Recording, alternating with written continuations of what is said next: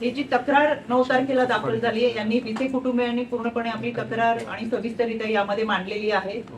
या तक्रारीमध्ये त्यांची गोपनीय माहिती सार्वजनिक करण्याप्रकरणी तसेच डॉक्टरांनी केलेला हलगर्जीपणा याच्यामुळे झालेला मातेचा मृत्यू या संदर्भात त्यांनी ती तक्रार दिलेली आहे।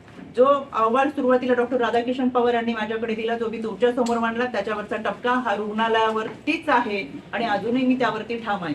त्याच्यामुळे जो चौथा अहवाल सादर होईल या संदर्भात पुढे जाऊन मला तुम्हाला सांगायचंय।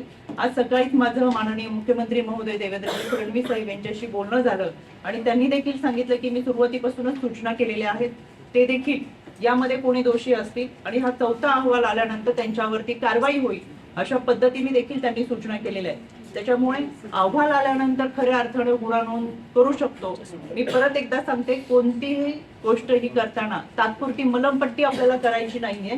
यामध्ये जे काही चुकीचं घडलेलं आहे, जे काही दोषी आहे, अहवाल आल्यानंतर त्यांच्यावरती जे गुन्हे दाखल होतील त्यानुसार कायदेशीर कारवाई केली जाईल। परत सांगते, इथून पुढे कोणतीही तनिषा विषय होणार नाही यासाठीचा आमचा प्रयत्न असेल।